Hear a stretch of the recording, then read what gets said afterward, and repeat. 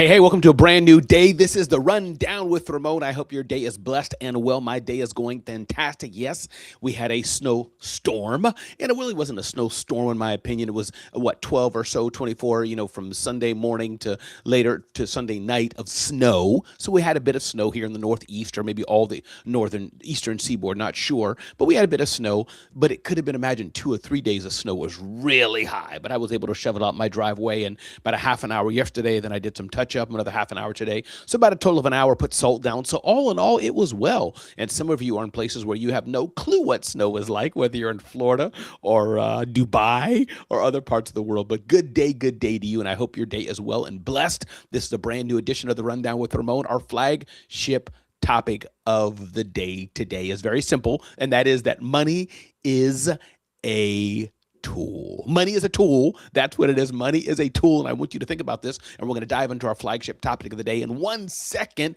But glad you're here today. We're also going to touch on a few other things ripped from the headlines.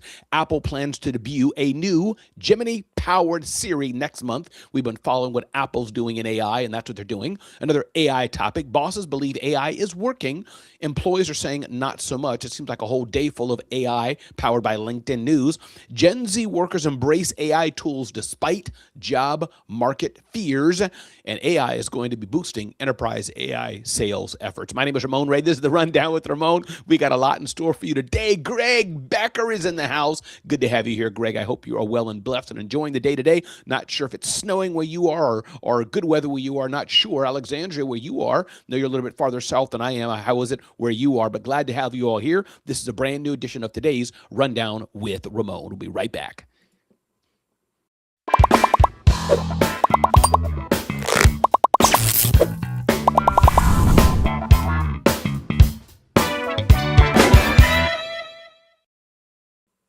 And we are back. Welcome to a brand new day. Flagship topic of the day is money is a tool. So I'm going to dive into that. Usually I do my flagship topic towards the end, but I'm going to test some things and do my main topic, the main headline of the day, right at the top of the show. And again, those who are watching us on demand on our podcast on Spotify or Apple, watching us on YouTube, watching us across any platform you are. Thank you. Those of you who are live with us, like Greg and Alexandria and more are coming. Thank you for being here on today's live Rundown with Ramon. So jumping in on this question, money is a tool. It's not really a question, it's a thought. I wanted to give some guidance today on the power of money because I think some of us could be afraid of money depending on how you were raised. Some of us don't have enough respect of money and could be using money too much. That's more my problem, going in debt, using money, spending money at any way you can. That's more my problem. And so I wanted to touch on today that money is a tool and to talk about that a bit. One, a lot of our money mindset comes from childhood, how we've been raised or not raised to deal with money. My friend Toyin Crandell, she talks about that quite a bit. If you've been raised with a limiting belief that, don't spend money because we may not have it, you may grow up as an adult now where you may have money, you may have a job, and not wanting to spend any money at all because you're so afraid of losing it. Some of you could have been brought up in a home where maybe money just flowed and flowed and flowed. Maybe you were in debt. Maybe you didn't have it, but it just flowed. And your problem is you don't save enough money. You spend it too much. You're spending money on other people. You're throwing money here and there, maybe because it feels good. It's an emotional cure for you. So either is not good. That's why money is a tool. You have to have a balance with it. And many of you know these things, but hopefully this is a reminder for you. So my encouragement today is all the money gurus would say is one, and yes, by the way, I know my glasses are tilted.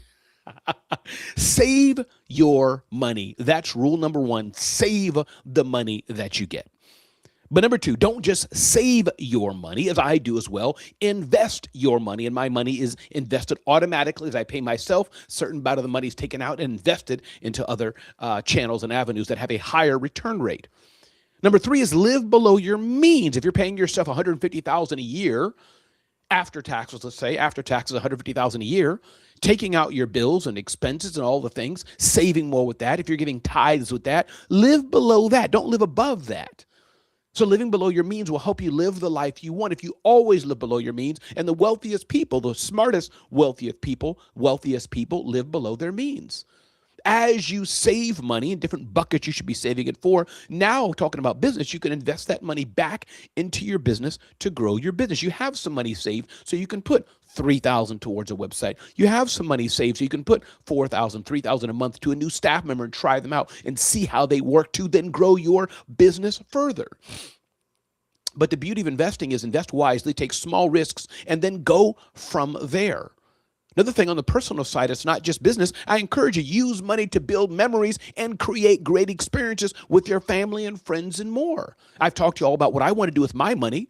I want to rent an Airbnb and invite my family into it and fly them all there. That's one experience I would love. Maybe I can afford to pay us all on a cruise ship. Maybe I can buy one of my family members a better place to live. But isn't this why we do what we do? To earn the money we do, to live experiences and be able to have some of the nice things in life and do some of the things. Everybody, welcome to a brand new day. This is the Rundown with Ramon. Alexandria is jumping in here. Love it, love it, love it. My mindset has changed from a lot of unlearning. Yeah. Now I look at my money like my workers' assets, liabilities, for sure, Alexandria. Greg's had to learn about money mindset the hard way as well. Love it. Greg's in a cold area like I am, 18 degrees when I woke up. Now, wow, it's 27 degrees below our wind chill factor. Love it, love it, love it, everybody. Good morning. Welcome to a brand new day. This is the Rundown with Ramon. Appreciate you all being here today, learning about the aspect of the power of money mindset. And I'll give you an example of investing in money. I remember when I was in 2005, when I wanted to launch my first event series called the Small Business Summit. I took my credit card to the Roosevelt Hotel in Grand Central, New York City, put a deposit down to rent a room, to rent a big ballroom and other things. It was about $25,000, $15,000, can't remember what it was, but I put some deposit down using the credit card, and I did my first event. That was investing in my first event, and I realized if I lose the $2,000, $3,000, whatever the deposit was, I'll just pay it off. That's my mindset. May not be yours. And lo and behold, the event went well, and it was a great event. We had sponsors and more. Now, there's other things I've done. I expanded to the San Francisco area, did an event, rented a room, got the food and all those kind of things, and guess what? Hardly anybody came, so I lost money on that event, thinking it would just blow up and be great. It wasn't. It didn't work out. Lost quite a bit of money.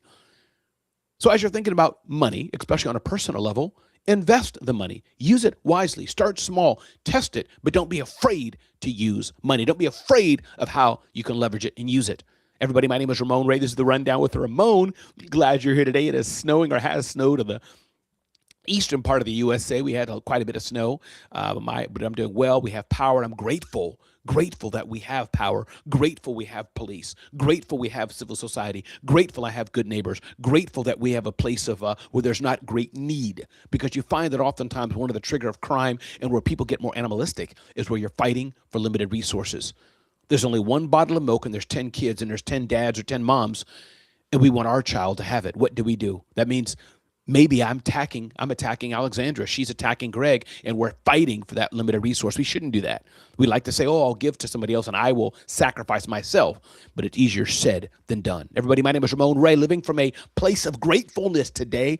A lot of things I could complain about. I've cracked my glasses on this side. My glasses are not quite right. I need to get some new ones. I'm going to get some probably today or tomorrow. But living in a place of gratefulness in the place I live at today, and where I live, not just where I live physically, but my heart, how my heart is living. So glad you're here today. Hey, Lolita, wait.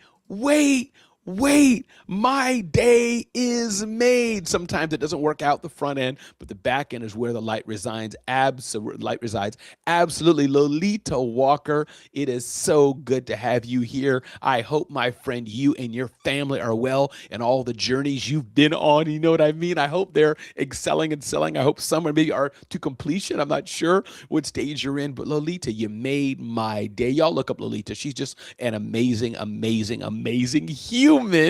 Made my day today having her on the Rundown with Ramon show. Let's keep moving on here as we talk about some more headlines of the day today. Ding, ding, ding, ding, ding, ding, ding. Apple plans to debut new Gemini-powered Siri next month. Now, these are billion-dollar projects, billion-dollar things, but I share them because these things ripped from the headlines of LinkedIn are things that affect all of us oftentimes, and or things we can learn about from our business. So investors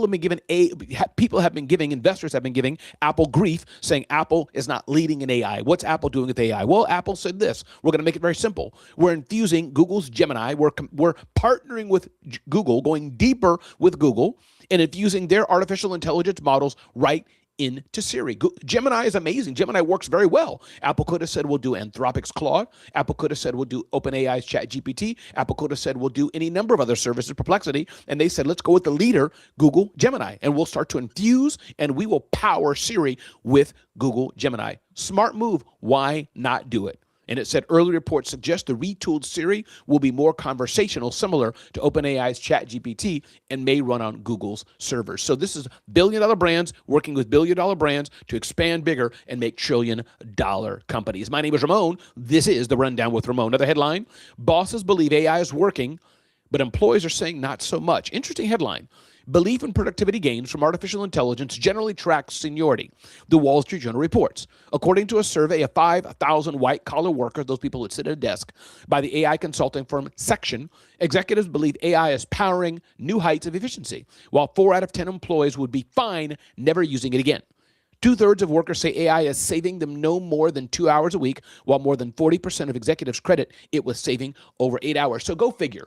Are the employers right or are the employees right? I know for me and my business, AI is a game changer. We use AI all the time. In fact, this episode, when we're done, I will send the transcript to my team. We'll use AI to create a great article on zoneofgenius.com, which is a great article.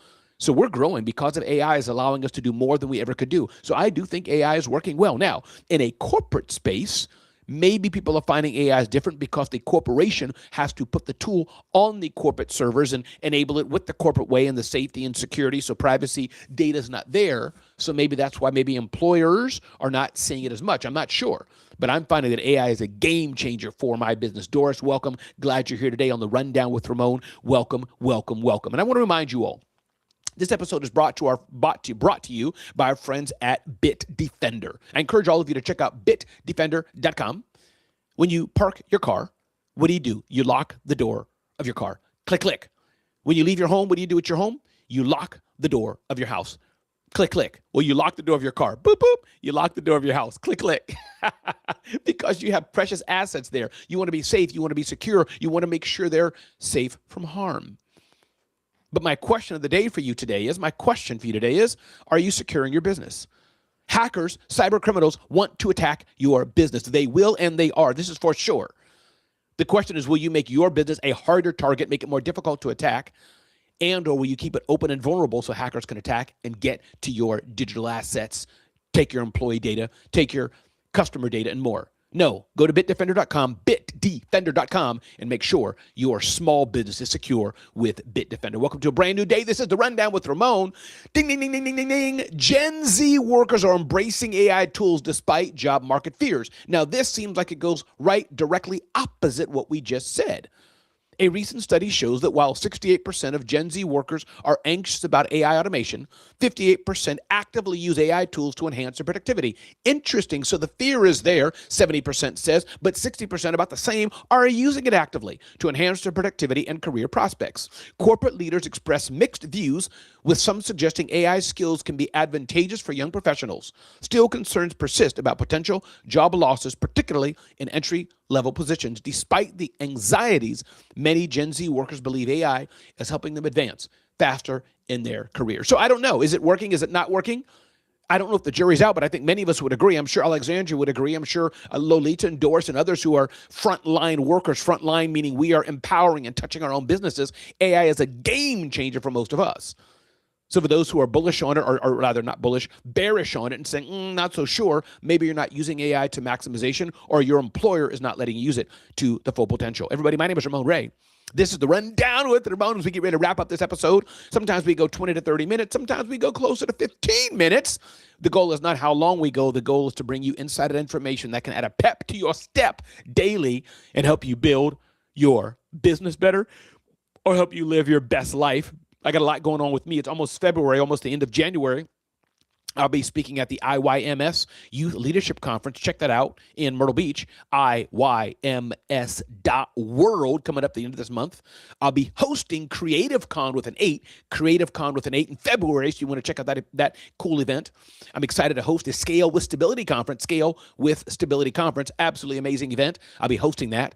and more I'll be doing in the next few months. So definitely keep your eyes peeled for the Zone of Genius email newsletter. You want to sign up for that. That's the one thing you want to do. zoneofgenius.com/subscribe, or just go to zoneofgenius.com, zoneofgenius.com. Don't miss out and sign up. And so much more is coming. Listen, everybody, thanks for being here. It's been a great time being here today in the snow and more. Love it here. We always love questions. Alexandra Nicole, thank you for asking your question. Hey, Trisha Rue, glad you're here today. And if you have a question, feel free to do it. Trisha Rue's doing and ask your question. I will answer it live right here. And the question is, what does the next generation of leadership need to understand? Trisha, or rather Alexandria, thank you for that question. And the question is, what does the next generation of leadership need to understand? Here's what I think. In working with my youth group last Friday, young people age 21, age 19, these will be the next generation of leaders. Depends, of course, on what age you were talking about, Alexandria. But I think that when I think about the next generation of leaders, I think they need to understand a few things. One, the importance of just listening and hearing somebody else out. Listening. Let me listen. Even if I may disagree or agree, let me listen to the person. That's one. Number two, going with a heart, thinking there could be a better way. Somebody else is probably smarter than we. Somebody else has a better way of doing it. I could be wrong in my assumption. Let me not just listen, but be willing to listen so I can learn. This is important.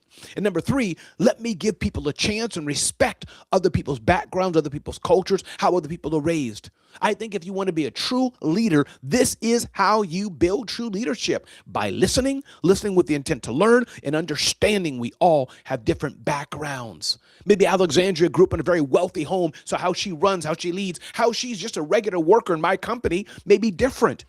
Maybe I grew up in abject poverty and gross abuse. So how I show up, how I lead, how I shine, how I'm there in Alexandria's company will be reflected in that. Does that mean we all can't do better? Of course not. Does that mean we all shouldn't change? Of course not. But that means as a leader, this means it's my obligation to understand this potpourri dish of humanity, this oasis of eclectic humanity and emotions and backgrounds and feelings.